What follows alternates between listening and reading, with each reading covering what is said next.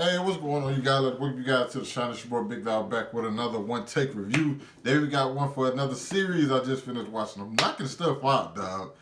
Just wish more people see it. But anyway, we got one for High Fidelity, the series on Hulu. This is a reboot. I don't know what it used to be. I don't know if it used to be a film. I don't know if it used to be another TV series. I don't know. Either way it goes, it stars Zoe Kravitz as a girl named record owner. She's the owner of a record store in Brooklyn, in Crown Heights, and her name is Rob.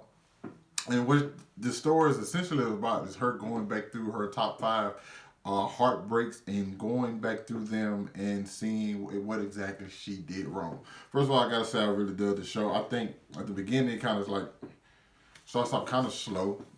And in the capacity, like, oh, okay, this is cool, but I'm not super interested. I think around episode 2 or maybe 3, I think that's when it like revs up and it just gets to going from that point on. Zoe Kravitz is amazing and she does really good work. And I think not only is she good, but I think everybody around her, the supporting cast around her, does a really good job. And you kind of like you wondering about all of their characters. You get to see more into like their life and their story, exactly what's going on. One episode seemed kind of weird the way they set it up to me. In all honesty, I think it was like it was 8 or 9 where it focused solely on one of the side characters, and I was like, I didn't quite understand the purpose of that. It didn't throw things off, but I'm kind of like, why did we have this sudden stop right here? Why was this whole entire thing necessary? Because it really doesn't support anything else we're about to go through. It kind of supports the decision that character made towards the end, but like the whole entire episode dedicated to this one person, I didn't think it quite made as much sense. Nonetheless, I dug it. It focuses a lot on like a lot of music and stuff. Some records you probably never heard. They like music. They're music heads, so they know a lot. You know what I'm saying? When stuff came out, what was going on with this person, and like, oh, there was a misprint on this vinyl, all that kind of stuff. You know what I'm saying? So I'm a person who enjoys music, but not to the point to where I'm super familiar with all the stuff they're talking about, because I have a certain genre of music I usually lean into, and I get out of that genre every now and then when I'm like want to just do something different. But they stuff is way deeper than that. But I think what the show does is like, because when she's going back through these relationships, and I think a lot of people do this, when you start going back through relationships and you kind of like miss a person or so on and so forth, you go out there. Whenever a person thinks back to their old relationships, they miss a person, you only think about the good times. Regardless of like how bad somebody could have possibly been for you or whatever, you only think about the good times, and then eventually you'll realize like,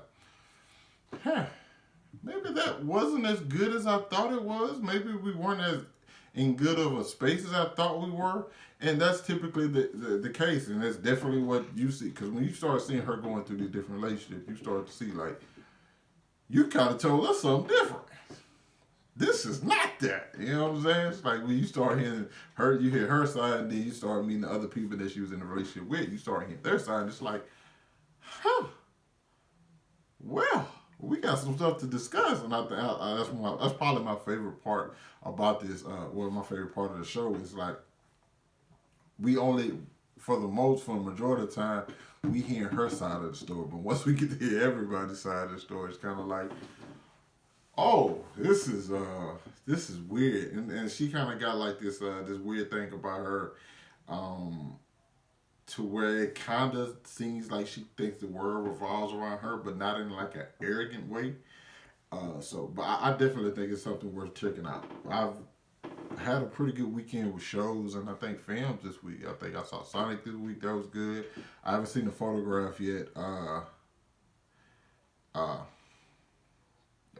want to see if something happened. I want to go see it. High Fidelity, I dug it, and Lock and Key, I actually dug it. So there's a few shows this week. I don't know what's next on the list, but something. So I'm trying to get it out as much stuff as possible, and I'm continue to do that as long as possible. So but I'm definitely recommend you guys go check out High Fidelity. And if you've seen it, let me know what you thought about it down in the comments. Hit that like button, subscribe to my channel. Thanks for watching my video, and I'll catch up with you guys later. Peace.